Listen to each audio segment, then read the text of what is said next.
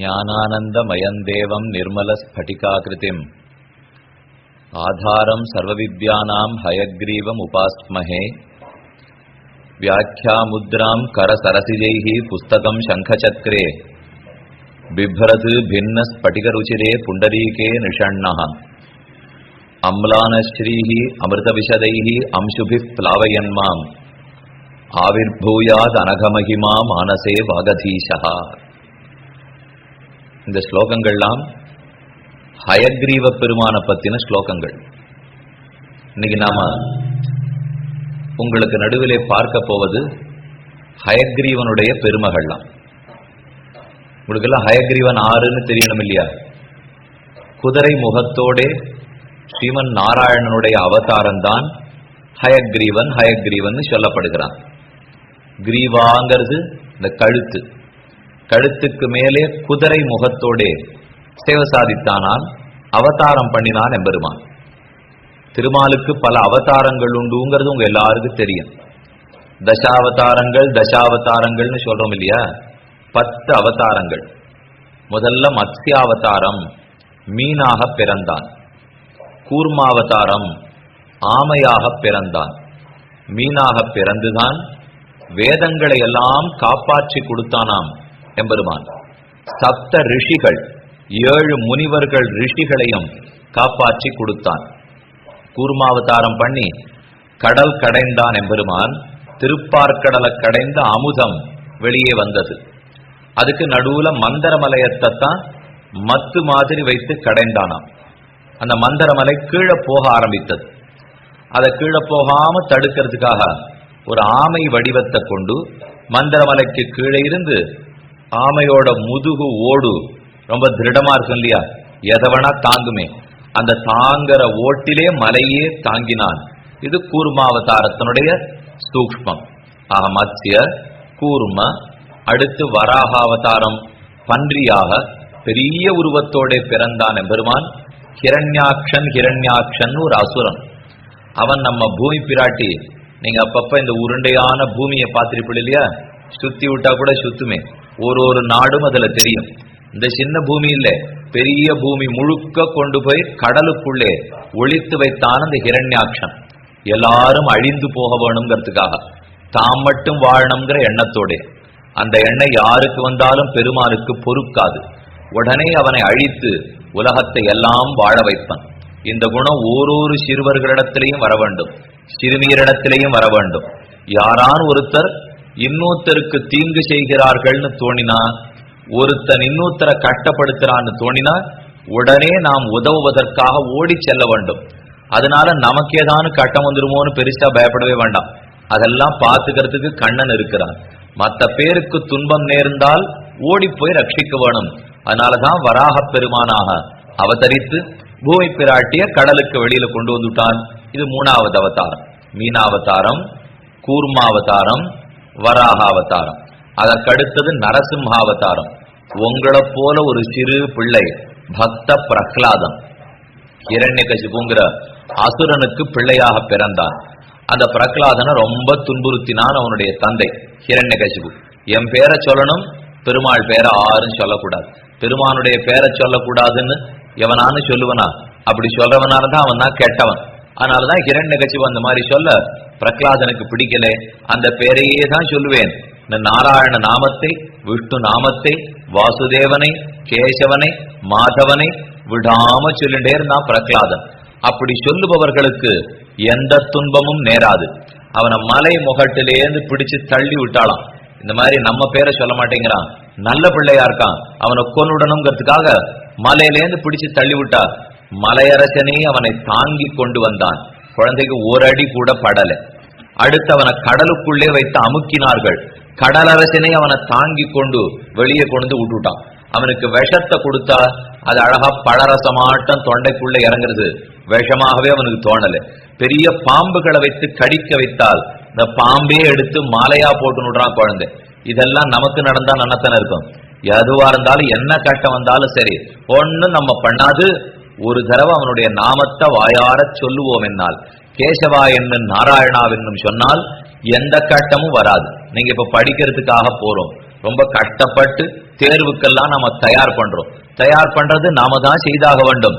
கூடவே மனசுக்குள்ளே இதை நமக்கு பின்தொடர்ந்து நல்லது செய்வதற்கு என்ன படைத்த எம்பெருமான் இருக்கிறான். தாய் தந்தையர்கள் நம்மை படைத்தார்கள். அந்த தந்தையின் தாயுமே நமக்கு கொடுத்தது எம்பெருமான் தானே. அதனாலதான் இந்த பிரகலாதன் குழந்தை அவனையே தனக்கு தந்தையின் தாயுமாக கொண்டான். அவன் காட்டின தூணுக்கு நடுவிலே நரசிங்க பெருமான் தோற்றினான். நீங்க எல்லாம் நரசிம்ம பெருமான பார்த்திருப்பீர்கள். தலைக்கு மேலே சிங்கத்தினுடைய வடிவு, கழுத்துக்கு மேலே, கழுத்துக்கு கீழே உடல், பார்த்தாலே பயங்கரமான உருவத்தோட இருக்கும். அவன் சிரிச்ச சிரிப்ப கேட்டே ஒடுங்கியே போயிட்டான் ஹிரண்யகசிபு. சண்டையே போடல நரசிம்ம பெருமான். என்னத்துக்கு? இந்த சின்ன அற்பப்பதற்காக பெருமான் போய் கீழே இறங்கி வந்து சண்டை போடணுமா? அவன் சிரித்த வேகத்திலேயே பயந்து போனான்.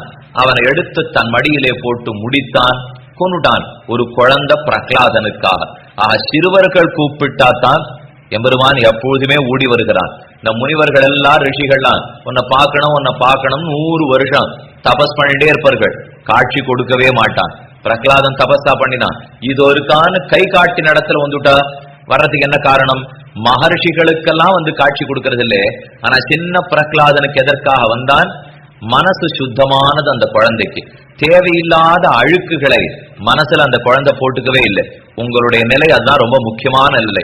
வயசாக வயசாக வேண்டியவன் வேண்டாதவன் தோண ஆரம்பிச்சிடும். இந்த வயசுல அது குழந்தைகளுக்கு கிடையாது. எல்லார பார்த்தாலும் நண்பர்கள் வேண்டியவர்கள்னு தோன்ற சொல்லியோ. இப்ப இந்த இடத்துல அழகா நீங்களும் உட்காத்தி வச்சுட்டா உட்கார்ந்து விட்டு சாயங்கால வேளையில பெரியவர்கள்லாம் இதே உபன்யாசத்துக்காக கேட்கறதுக்கு வரா.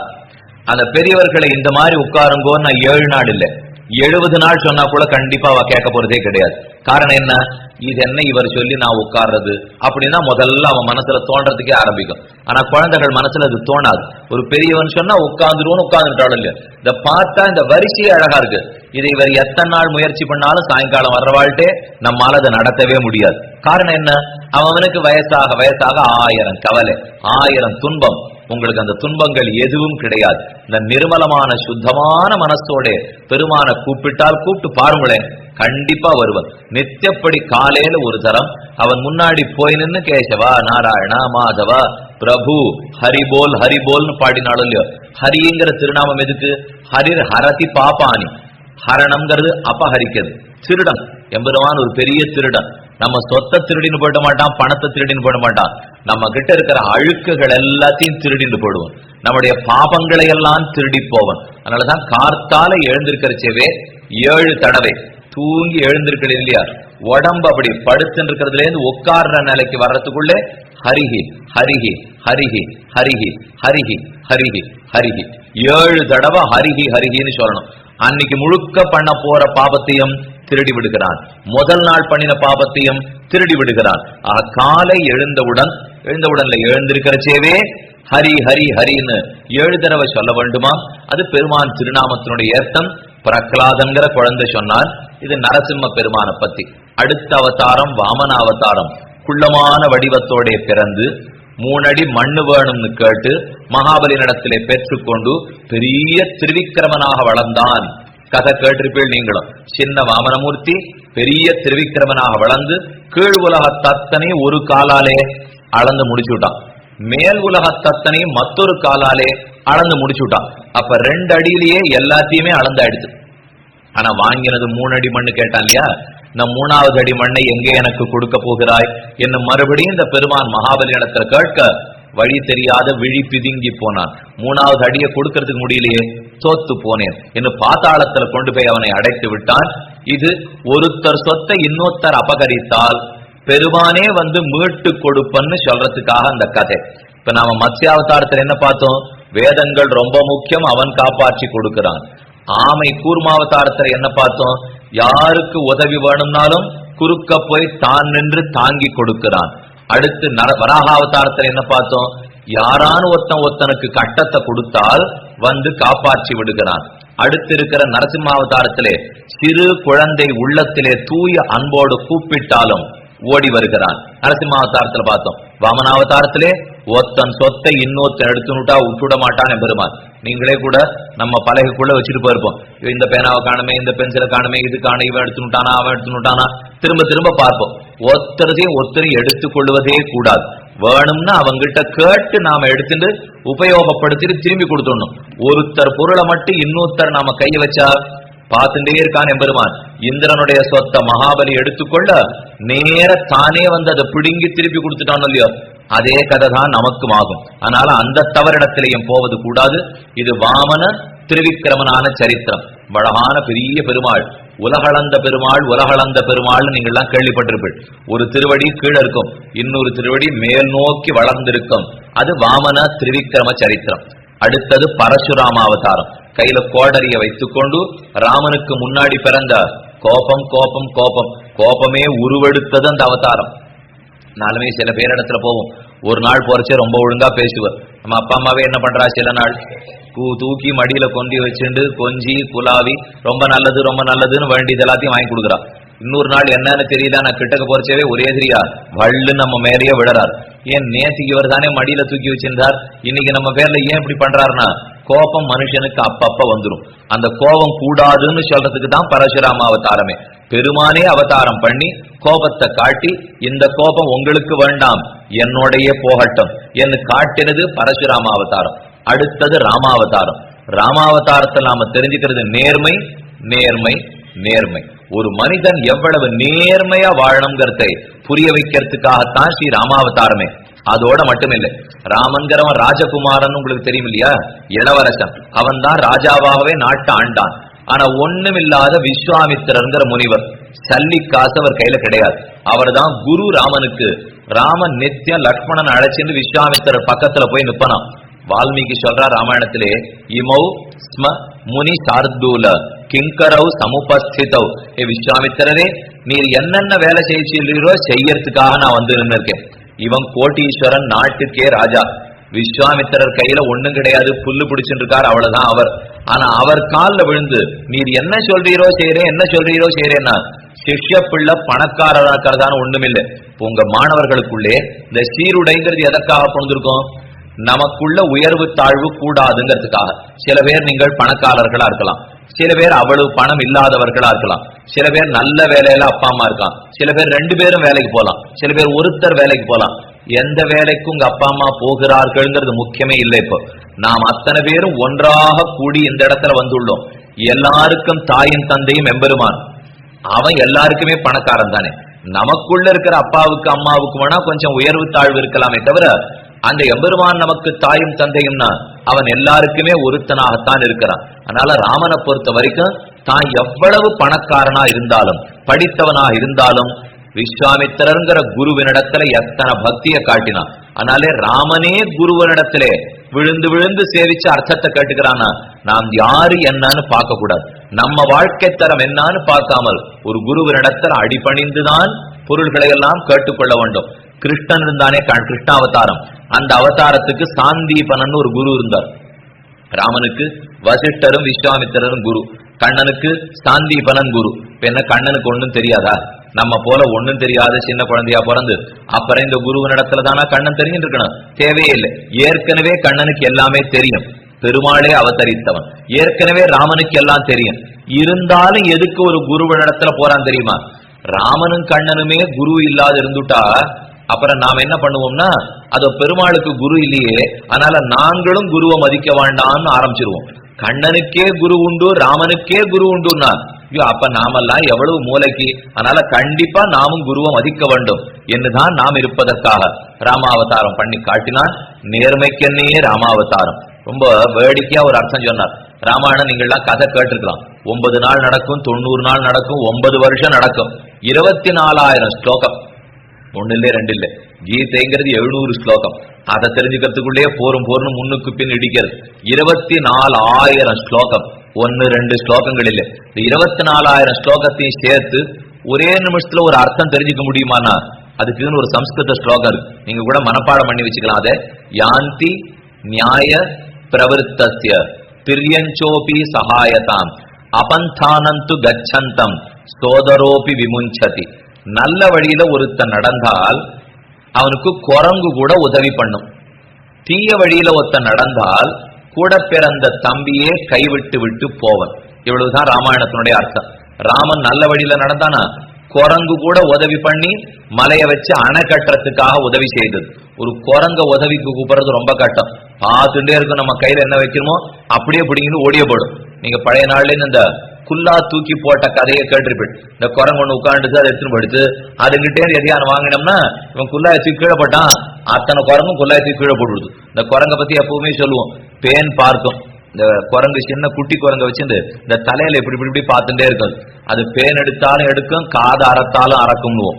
இது பக்கத்துல இருந்து பேன் பார்த்துட்டே இருக்காப்புல இருக்கும். திடீர்னு அதுக்கு மனசு தோணி பிடிச்சுன்னா காதை பிடிச்சு அறுத்து விட்டுரும். இது ரெண்டுல எது பண்ணு இந்த குரங்குன்னு நமக்கு தெரியாது. இந்த குரங்குகள் போய் ராமனுக்கு உதவிக்கு வந்ததுன்னா மனசுங்கிறதே மனித மனசை பத்தியே குரங்கு போல மனசுன்னு சொல்லுவோம். ஒரு முதல் நிமிஷம் நினைச்சதுபடி அடுத்த நிமிஷம் நினைக்காது, இந்த நிமிஷம் நினைச்சதுபடி அதுக்கு அடுத்த நிமிஷம் நினைக்காது. இப்படி நில்லாத ஒரு படியில நிற்காத மனசு இருக்கிற குரங்குகளே ராமனுக்கு உதவிக்கு வந்திருக்கணும்னா அப்ப எவ்வளவு நேர்மையான வழியில ராமன் நடந்திருக்க வேணும். நேர்மையா நடந்தா குரங்கு கூட உதவிக்கு வரும். நேர்மை இல்லாத நடந்தா, ராவணன் நேர்மை இல்லாத நடந்தானா அவன் கூட பிறந்த தம்பி விபீஷணனே விட்டுட்டு போயிட்டான். நியாயமா பார்த்தா கூட பிறந்தவன் உதவிக்கு வரணும், ஆனா அவனே விட்டான என்ன காரணம்? நேர்மை இல்லாமல் நடந்தது. நேர்மையோடு நடந்தா குரங்கும் உதவும், நேர்மை இல்லாட்டா கூட பிறந்த தம்பியும் உதவ மாட்டான். இது ராமாவதாரத்தில் அறிந்தோம். கிருஷ்ணாவதாரத்துக்கே பெருமை. நம்ம குழந்தைகளோட குழந்தைகளான அவதாரம் இல்லையோ. கண்ணன் பெரியவங்கிறத பத்தி இல்லைங்க என்ன படம் வச்சிருக்காப்போ? இப்ப கீதோபதேச கண்ணன் படத்தை வைக்கல, அழகா கையில ஒரு லட்டு பழம் வச்சிருக்கார். கண்ணன் தவழ்ந்த கண்ணன். தவழ்ந்த கண்ணன் இடத்துல நம்ம எல்லாருக்கும் ஒரு ஆசை. இப்போ கண்ணனுடைய அவதாரம்னு பார்த்தாலே நம்மோடு ஒருத்தனுக்காக கலப்பதற்காக வந்தது. கடவுளை எங்கேயோ தள்ளி இருக்காரு நீங்க நினைச்சுக்கவே வேண்டாம், நமக்குள்ள ஒருத்தனாக இருக்கிறான்னு புரிஞ்சுக்கணும் இல்லையா? அதற்காகத்தான் குழந்தை கண்ணனாக அவதரித்தான். இருக்கவே இருக்கு, பெரிய கீதா சாஸ்திரத்தை கொடுத்தான். அந்த பகவத்கீதை தான் நம்முடைய பாரத தேசத்துக்கே இன்றளவும் எப்பேற்பட்ட ஆதாரமான புஸ்தகமாக இருக்கிறது. அது கிருஷ்ணாவதாரத்தினுடைய சீர்மை. இப்படி ஓரோரு அவதாரம் பெருமான் தன் உலகத்தை விட்டு நம் உலகத்துக்கு வந்து பிறக்கிறான். பிறந்து பிறந்து நமக்கு நல்லதுகளை செய்கிறான். ஒன்னொன்ன காட்டி ஒரு அர்த்தத்தை புரிய வைக்கிறான். அதே போல ஒரு அவதாரம் தான் ஹயக்ரீவ அவதாரம். ஹயக்ரீவன்கிறவர் எதுக்காக பிறந்தார்? மது கைட்டவர்கள் என்ன ரெண்டு பேர் அசுரர்கள். மதுன்னு ஒருத்தனுக்கு பேரு, கைட்டவன் ஒருத்தனுக்கு பேர். அவர்கள் ரெண்டு பேரும் பிரம்மாவனிடத்திலேருந்து வேதத்தை பறித்து கொண்டார்கள். 4 முகம் பிரம்மாவுக்கு உண்டு. நீங்க எல்லாம் பார்த்திருப்பீங்க. இந்த பக்கம் ஒரு முகம், இந்த பக்கம் ஒரு முகம், பின்னாடி ஒரு முகம், இந்த பக்கம் ஒரு முகம். இந்த 4 முகத்தால வேதத்தை சொல்லிண்டே இருப்பாராம். வாயிலேந்து ஒரு முகத்துல ஒரு வேதம். இங்கே ரிக்வேதம், யஜுர்வேதம், சாமவேதம், அதர்வண வேதம். 4 வேதங்களையும் 4 முகத்தால சொல்லிண்டே இருப்பார். அவர் தான் உலகத்தை படைக்கும் தொழிலை செய்கிறார். இப்ப என்ன படைச்சவரும் சரி, உங்களை படைச்சவரும் சரி, எல்லாவற்றையும் பிரம்மாதான் தான் படைத்திருக்கிறார். அவருக்கு படைப்பு தொழில் நடக்கணும்னா வாயில இதை சொல்லிட்டே இருக்கணும் வேதத்தை. அப்பதான் அவரால் படைக்கவே முடியும். நீங்கெல்லாம் சில சமயம் இந்த வண்டிக்காரா மூட்டை இழுத்துன்னு போறதெல்லாம் பார்த்துருப்பீள். ஏதானு ஒண்ணு வாயில வா சொல்லிட்டே இருப்பா. சொல்லிட்டே இருந்தா தான் இழுக்கிறதுக்கே முடியும். அதே போல படகை பிடிச்சு தள்ளுறாள் இல்லையா கடல்ல, இந்த மீனவர்கள்லாம் ஏதானு சொல்லிண்டே போவா, வலை வீசிச்சே பாடிண்டே போவா. என்னத்துக்கு? பண்ற காரியத்திலே ஒரு கட்டம் தெரியாத இருக்கிறதுக்காக வாயில கொஞ்சம் பாடிண்டே இருந்தோம்னா நமக்கு கட்டம் தெரியாது. ஒரு பாரம் மூட்டையை தூக்குறோம், தூக்கச்சே ஏதானு ஒண்ணு சொல்லிட்டு தூக்கணும்னா சுலபமா தூக்கலாம் இல்லையோ. இவ்வளவு பெரிய சிருஷ்டி பண்றாரே, அதனால வாயில அவர் வேதத்தை எப்பவும் சொல்லிண்டே இருப்பார். இவன் என்ன பண்ணா, அசுரர்கள் மது கைட்டவர்கள், இவர் வாயில வேதத்தை சொல்லிண்டே இருந்தா தானே நல்லவர்களா படைச்சுட்டே இருக்கார், நல்லோர்களை தடுத்துடணும் அப்படிங்கிற எண்ணத்தோட பிடிச்சு வேதத்தையே இவரிடத்திலிருந்து திருடி கொண்டு போனான். மது கைட்டவர்கள் மறைத்து வைத்தார்கள். சமுத்திரத்தினிடத்துல போய் மறைச்சு வச்சு விட்டான். பெருமாள் இடத்துல போய் நின்னார். ஸ்ரீமன் நாராயணிடத்திலே பிரம்மா, என்னுடைய வேதம் தொலைந்து போயிட்டு, வேதம் இல்லாம மேற்கொண்டு என்னால படைப்பு தொழிலை பார்க்கவே முடியலை. இந்த இடத்துல நாம ஒரு அர்த்தத்தை மட்டும் புரிஞ்சுக்கணும். நல்லவன் நல்லவன் எம்பெருமானை பத்தி திருமாலை பத்தி சொல்றோம், பிரம்மாவை பத்தி சொல்றோம், சிவனை பத்தி சொல்றோம். அதே காலத்துல மது கைடவன் சொல்றோம், ராவணன் சொல்றோம், சிசுபாலன் சொல்றோம், ஹிரண்யகசிபுன்னு சொல்றோம். நமக்கே சந்தேகம் வரும், ஏன் இந்த கெட்டவர்கள்லாம் சில பேர் இருக்கார்களே, சில பேர்லாம் நல்லவர்கள் இருக்கிறார்களே, ஒரு தெரியா அந்த பெருமாள் கெட்டவாள் எல்லாரையும் ஒழிச்சுறதுக்கு என்ன? அப்பப்ப எதற்கு அவர்கள் தோன்றுகிறார்கள் என்ன நமக்கு தோணும். இந்த கெட்டவன் நல்லவன்கிறதெல்லாம் நமக்கு வெளியில போய் நாம தேடவே வேண்டாம். நம்ம உடம்புக்குள்ளேயே கெட்டதும் இருக்கு, நம்ம உடம்புக்குள்ளேயே நல்லதும் இருக்கு. நீங்களே யோசிச்சு பாருங்க, நம்ம கிட்டயே சில சமயம் நல்ல குணங்கள்லாம் நாம காட்டுவோம். நமக்கே தெரியும் இந்த மாதிரி நான் என்னுடைய பக்கத்து இடத்துல உட்கார்ந்து இருக்கிறவங்க கிட்ட பேசியிருக்க வேண்டாம் அப்படின்னு நினைச்சுப்பான். இல்ல ஒரு மாணவி நினைப்பாள், இந்த மாதிரி என்னதான் இருந்தாலும் அவ தலையை பிடிச்சு இழுத்திருக்க வேண்டாம் அப்படின்னு நமக்கே அப்புறம் தோணும். இவெல்லாம் நாமே இது பண்றது என்ன? இப்போ ஒரு சமயத்துல பார்த்தா எல்லாருக்கும் உதவுவோம், நல்லது செய்வோம். இன்னொரு சமயத்துல பார்த்தா நமக்கோ ஏன் இந்த மாதிரி பண்றோம்னே நமக்கு தெரியாது. அதனால நமக்குள்ளேயே நல்லதும் இருக்கு, நமக்குள்ளேயும் கெட்டதும் இருக்கிறது. ஒரு குழந்தைக்குள்ளேயும் நல்லதும் இருக்கும், கெட்டதும் இருக்கும். பிறக்கரைச்சே நல்லது அதிகமா இருக்கும், கெட்டது ரொம்ப குறைவா இருக்கும். நம்ம தாயாருடைய வயிற்றுல இருந்து வெளியில வரமோ இல்லையோ, வரச்சே சட்டம் சட்டம்னு ஒரு காற்று, அந்த காற்று நம்மளை சுத்தி விடுமா. சாதாரணமா நமக்கு ராத்திரி வேளையில குளிரா இருந்ததுன்னா போர்வை எடுத்து போத்திக்கிறோம், போத்தினுட்டா காத்து நம்ம பேர்ல அடிக்காதோ இல்லையோ. அதே போல இந்த காற்று என்ன பண்ணும், நம்மளை அப்படியே சுத்தி விடும். சுத்தி விட்டா அறிவை நம்ம கிட்ட வரவிடாம அந்த காற்று தடுத்துடும். அந்த வாயுவுக்கு சட்டம்னு பேர். நாம பெருமானிடத்துல நித்தியம் வேண்டி வேண்டி வேண்டி அந்த காற்று, அது கண்ணுக்கு தெரியாது, அந்த காற்றை நம்ம இடத்திலிருந்து விலக்கினோம்னா தான் அறிவு நமக்கு வளர்வதற்கு ஆரம்பிக்கும். அதனாலே அறிவில்லாத நம்மளை அடிக்கும் இந்த காற்று. பிறக்கச்சே ஒரு குழந்தையும் அறிவாளியாத்தான் பிறக்கும், அதுல கொட்டமே இல்லை. ஆனா மேல வயசாக வயசாகத்தான் 4 விஷயத்தை பார்க்கிறோம், 4 கெட்டத்தை பார்க்கிறோம். நமக்குள்ளேயே அந்த கெட்டது வந்துடும், நமக்குள்ளேயே அந்த நல்லதும் இருக்கும். கொஞ்சம் நல்லத்தை வளர்த்துண்டு கெட்டத்தை குறைச்சிக்கணும். இதைத்தான் நாம முயற்சி எடுக்கணும். நீங்க இப்ப வெளியில பாக்குறச்சே ராவணனை கொன்றான், விபீஷணனை காப்பாற்றினான் கதை கேட்கிறோமா? விபீஷணன் நமக்குள்ளதான் இருக்கார், ராவணன் நமக்குள்ளதான் இருக்கார், ஹிரண்யகசிபுவும் நமக்குள்ளதான் இருக்கார், பிரகலாதனும் நமக்குள்ளதான் இருக்கார். நாம பெருமான எதற்காக போய் வேண்டுகிறோம் தெரியுமா? எங்கிட்ட இருக்கிற பிரகலாதனை கொஞ்சம் வளர்த்து விடு, எங்கிட்ட இருக்கிற ஹிரண்யகசிபுவை கொஞ்சம் அழிச்சுடு, இப்படின்னு தான் அவனிடத்துல நாம் எப்பொழுதுமே கேட்கிறோம். மது கேட்டவர்கள்னு சொன்ன உடனே ஏதோ கெட்டவர்கள் வெளியிலே கோர பல்லு வச்சிருப்பா, இப்படி 2 கொம்பு முளைச்சிருக்கும், கையில சூல ஆயுதம் வச்சிருப்பான்னு யாரையும் தேடிட்டு போக வேண்டாம். நமக்குள்ளேயே தான் எல்லா தீயவர்களும் இருப்பார்கள், நமக்குள்ளேயே தான் நல்லவர்களும் இருப்பார்கள். எம்பெருமான வேண்டி வேண்டி நல்ல தன்மையை வளர்த்து தீய தன்மையை குறைத்துக் கொள்ள வேண்டும். இது நாம் செய்ய வேண்டியது. நம் மது கைட்டவர்களுக்காக எல்லாரும் போய் பிரார்த்தித்தார்கள். வேதமே காணப்படுத்து, எப்படியா நீதான் காப்பாற்றி கொடுக்கணும். அப்பதான் எம்பெருமான் குதிரை முகத்தோட திருவவதாரம் பண்ணினான். அந்த அவதாரத்துக்கு தான் ஹயக்ரீவாவதாரம்னு பேர். நேர அந்த குதிரை முகத்தோட போய் வேதங்களத்தனி அசுரனிடத்திலிருந்து மீட்டு கொண்டு பிரம்மாவனிடத்துல திருப்பி கொடுத்துட்டான். அப்ப வேதங்கள் தானே கல்விக்கே ஆதாரம். கல்வின்னு சொன்னா முதல் கல்வி நம்ம பாரத தேசத்துக்கு 4 வேதங்கள் தான், இந்திய தேசத்துக்கு. அந்த கல்வியே திருப்பி கொண்டு கொடுத்தபடியாலதான் கல்வி கடவுள் ஹயக்ரீவன், கல்வி கடவுள் ஹயக்ரீவன் சொல்றோம். இந்த 10 அவதாரத்தை பத்தி சொன்னேனே, அதுல யாரும் கல்வி கடவுள்ங்கிறத பத்தி நான் இப்ப சொல்லவே இல்லை. கல்விக்குன்னு ஒரு கடவுள் உண்டுன்னா அது ஹயக்ரீவன் எம்பெருமான் தான். ஹயக்ரீவாவதாரம் பிறந்து வேதத்தையே மீட்டு கொடுத்தான். இந்த ஸ்லோகம் இப்ப முக்கியம். குழந்தைகளை எல்லாரும் தெரிஞ்சுக்க வேண்டியது ஒண்ணு. இப்ப சொன்னேன், ராமாயணத்தை சுருக்கமா ஞாபகம் வச்சுக்கிறதுக்கு எப்படி? யாந்தி நியாய பிரவருத்த திரியஞ்சோப சகாயதான் அபந்தானந்து கச்சத்தம் சோதரோபி விமுஞ்சதி. அது ராமாயணத்துக்கு ஒரே ஸ்லோகம், ஞாபகம் வச்சுடலாம். அந்த ஸ்லோகம் ராமாயணத்துல இல்ல, ஒரு கவிஞர் அதனுடைய சுருக்கத்துக்காக பண்ணி கொடுத்திருக்கார். இப்ப நான் சொன்ன ஸ்லோகம் ஹயக்ரீவ ஸ்தோத்திரம்னு சுவாமி வேதாந்த தேசிகன் அவர் பண்ணிருக்கார் ஹயக்ரீவ பெருமானுக்காக. அந்த ஸ்தோத்திரத்தை மட்டும் நீங்க மனப்பாடம் பண்ணிட்டீங்கன்னா ரொம்ப நல்லதுகள்லாம் நம் வாழ்க்கையிலே நடக்கும். முக்கியமா கல்வி கொஞ்சம் சுலபப்படும். ஹயக்ரீவ பெருமான போய் நித்தியம் காலத்தால நான் பள்ளிக்கூடம் போறதுக்கு முன்னாடி போய் ஹயக்ரீவனை சேவிச்சுட்டு போயிட்டேன், அதனாலே நான் படிக்கவே வேண்டான்னு தயவு செய்து யாரும் முடிவுக்கு வந்துடாதீங்க. நாம படிக்கிறத நாம தான் படிச்சாகணும். நாம படிக்கிறத படிச்சுட்டு அவங்கிட்ட கேட்டுக்கணுமே தவிர இனிமே புஸ்தகமே வாங்க வேண்டாம் போல் இருக்கு. ஒருத்தர் சென்னையில இருந்து எங்களுக்கு சொல்லி கொடுத்துட்டு போனார், படிக்கவே வேண்டாம் ஹயக்ரீவனுக்கு ஸ்தோத்திரம் பண்ணா போறணுட்டாருன்னு தப்பி தவறி யாரும் நினைச்சுக்க வேண்டாம். நம்ம கடமையை நாம் தான் செய்யணுமே தவிர செய்து முடித்த பிற்பாடு உதவிக்கு எம்பெருமான் வருவன். நாம படிக்க வேண்டியதை நாம படிச்சோம். மேற்கொண்டு உதவி வேணுமா? இப்ப தன்வந்திரி கேள்விப்பட்டிருப்பீள். தன்வந்திரிங்கிறது எந்த வியாதி வந்தாலும் அதற்கு கடவுள். வியாதி வந்தா தன்வந்திரி கடவுளுங்கிறதுக்காக நான் மருத்துவரிடத்திலே போல மருந்தே சாப்பிடல, ஆனா தன்வந்திரி முன்னாடி மட்டும் போய் நின்றேன் எனக்கு சரியா போயிடும்னு யாரும் சொல்ல முடியாது. நான் மருந்து வாங்கணும், பண்ண வேண்டியதை பண்ணணும், உடற்பயிற்சி பண்ணணும், இதெல்லாம் தேவை. அப்புறம் தன்வந்திரியின் இடத்துல போனா அவரும் என்னுடைய உதவிக்காக வருவர். அதே போல ஹயக்ரீவ பெருமானும் அவனை பிரார்த்திக்கிறது. அவர் இருக்கிற நிலையை சொல்றார், ஞானானந்தமயம் தேவம் நிர்மல ஸ்படிகாகிருதிம் ஆதாரம் சர்வ வித்யானாம் ஹயக்ரீவம் உபாஸ்மகே.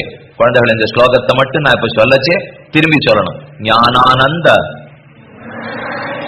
மயம் தேவம் நிர்மல ஸ்படிகாகிருதிம் ஆதாரம் சர்வ வித்யானாம் ஹயக்ரீவம் உபாஸ்மஹே. உபாஸ்மஹேன்னு சொல்றது ஹயக்ரீவ பெருமான தொழுகிறேன் அப்படின்னு சொல்றது. ஹயக்ரீவன்கிறது குதிரமுகம், கழுத்துக்கு மேல குதிரமுகம்ங்கிறத பார்த்துட்டோம். அவர் எப்படி இருக்கிறான்? ஞான ஆனந்த மயம் தேவம். தேவன் தேவன் சொல்றது இந்த ஸ்லோகம். அந்த பெருமாள் தேவன்னா திவு கிரீடா அப்படின்னு தாத்து சம்ஸ்கிருதத்திலே. தேவன் சொன்னா விளையாட்டுடையவன் தேவன். எல்லாமே அவருக்கு விளையாட்டு தான். எம்பெருமான் இந்த அவதாரம் பண்றதே விளையாட்டு தானே. ஒரு கூனியை எடுத்துட்டதோ சரி, பூத்தனைய கொன்னதோ சரி, திருடினதோ சரி, மண் தின்னதோ சரி, இதெல்லாம் கண்ணனுக்கு விளையாட்டு. அதே போல ஹயக்ரீவ பெருமானுக்கு கல்வியே ஒரு விளையாட்டு. அப்ப நாம நினைச்சிட்டு இருக்கோம், இந்த படிப்பு சொல்றாளே, இந்த படிப்பு சொல்றாளே, இன்னும் படிக்கணுமே, இன்னும் படிக்கணுமே, இன்னும் படிக்கணுமே. நமக்கு கஷ்டமா தோன்றது இல்லையோ? எப்பேற்பட்ட கல்வி உங்களுக்கு தெரியுமோ அந்த கல்வி கூட ஒரு சிறு விளையாட்டு ஹயக்ரீவ பெருமானுக்கு. அதனால அவனிடத்துல போய் வேண்டினோம்னா அவருக்கு விளையாட்டா இருக்கிறத நமக்கு சுலபமா கொடுத்துட்டு போறார். ஞானானந்த மயம் தேவம். தேவன்னா விளையாட்டுடையவன். இன்னொரு அர்த்தம் தேவன்கிறதுக்கு உடம்பு முழுக்க பிரகாசமா இருக்குமா. இப்ப நாம பார்க்கிறோம் இந்த இடத்துல இதே திடீர்னு நேர சூரிய வெளிச்சம் என் மேல பட்டுதுன்னா எனக்கே ஒரு ஒளி வந்த மாதிரி இந்த இடத்துல நான் தெரிவேனா? இந்த நேர இந்த ஓட்டை இருக்கு, இந்த ஓட்ட வழியா சூரிய வெளிச்சம் வரைச்சே ஒரு ஒளி தெரியும் இல்லையோ? யார் ஒளி படைத்தவனாக இருக்கிறானோ அவனை தேவன் சொல்லுவோம். ஹயக்ரீவ பெருமானுடைய திருமேனை சேவித்தா ஒளிமயமாக இருக்குமா. அந்த ஒளி எத்தால ஆக்கப்பட்டது? நான் ஒரு மோதிரம் போட்டிருக்கேன், இது எதனால பண்ணித்துன்னு சொன்னா தங்கத்தாலேன்னு சொல்லிடுவோம். வேட்டி கட்டிட்டு இருக்கேன், இதை எதனால பண்ணிட்டுன்னா நூல் பஞ்சினாலேன்னு சொல்லிடுவோம். ஒன்னொன்னு எதனால பண்ணி, இப்ப இது பண்ணி வச்சிருக்கா இரும்புனால பண்ணிருக்கான்னு சொல்லிடுவோம். இந்த மேஷ பண்ணிருக்கா மரத்தால பண்ணிருக்கான்னு சொல்லிடுவோம். இப்ப ஹயக்ரீவனை எத்தால பண்ணிருக்கு? ஹயக்ரீவனே பெருமான். அந்த பெருமானை ஏதான ஒண்ணுத்தால நாம பண்ணணும் இல்லையோ? நம்ம போல எலும்பு, உடல், சதை, மாம்சம், ரத்தம் இதெல்லாமா ஹயக்ரீவ பெருமானுடைய திருமேனில் இருக்கும்? கிடையவே கிடையாது. அவர் திருமேனி முழுவதும் ஞான ஆனந்த மயம் தேவம். அறிவாலேயே அவருடைய திருமேனியை பண்ணிருக்கலாம். அந்த மாதிரி எங்கேயான நினைச்சு நம்மால பார்க்க முடியுமா? இந்த உள்ள இருக்கிறது சின்ன மூளை. இப்போ இந்த மூளைக்குள்ள அறிவை புகுத்தறதுக்குள்ள போருன்னு ரொம்ப நாம கட்டப்படுறோம். இதான் ஒருத்தர் வேடிக்கையா சொன்னார். வீட்டுல இருந்து அடிக்கடி பணம் காணா போயிட்டே இருந்துதான். அந்த பணத்தை எங்க யார் எடுத்துன்னு போறான்னு அப்பா அம்மாவுக்கு தெரியல. யோசிச்சு பார்த்தா இந்த பிள்ளை தான் எடுத்துன்னு போறாப்புல தோணித்து. அதனால என்ன பண்ணார், அடுத்தது 1ஆம் தேதி அன்னைக்கு சம்பளம் வந்தது. இந்த சம்பளம் வந்த உடனே அடிக்கடி எடுத்துன்னு போயிடுறான். அதனால இதை ஜாகிரதையா காப்பாத்தணும், எங்க மறைச்சு வைக்கலாம்னு அப்பா அம்மாவும் பேசிண்டா. சுத்தி சுத்தி பேசினாலும் எல்லாம் இந்த பிள்ளைக்கு இடம் தெரியறது, எங்க மறைச்சு வைக்கலான்னு. உடனே அவன் அம்மா சொன்னாலாம், அவன் புஸ்தகத்துக்குள்ள வச்சிருங்கோ, அது அவன் திறக்கிறதே இல்லை, அதனால கவலையே கிடையாது. அவன் மறைச்சு வைக்கிறதுக்கு இடம் கேட்டா புஸ்தகத்துள்ள வச்சுட்டா அவன் அதை திறக்கவே மாட்டான்னு சொன்னாலாம். அந்த மாதிரியா நாம இருக்கிறது. இந்த சின்ன அறிவை வாங்கறதுக்குள்ள 1000 புஸ்தகம் படிக்க வேண்டியிருக்கு. இப்போ ஆனா அறிவே உருவா இருந்தா எலும்பும் இல்லை, சதையும் இல்லை, ரத்தமும் இல்லை, என் உடம்பு முழுக்க அறிவு. இந்த சின்ன மூளை இருக்கிறதுக்கே இத்தனை ஞாபக சக்தி நம்மால கொண்ட முடியும். இன்னும் ஒரே ஒரு அறிவியல் உண்மை உங்களுக்கு தெரியுமா? உலகத்திலேயே நல்ல மூளை இருக்கிறவர், நிறைய உபயோகப்படுத்தினவர் கூட சிறந்த விஞ்ஞானி. அவர் தன்னுடைய மூளையை 7% மேல உபயோகப்படுத்தினதே கிடையாதான்.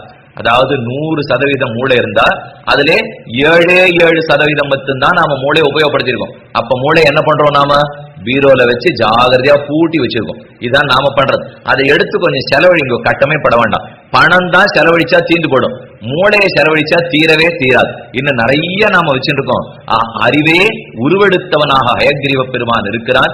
அப்ப அவனிடத்துல போய் கேட்டா அறிவு நமக்கு கிடைக்கும் இல்லையா? அதனால ஆனந்தமயம் தேவம், ஞானமயம் தேவம், ஆனந்தம். அறிவுக்கு அடுத்தது சொல்றது இந்த ஸ்லோகத்திலே.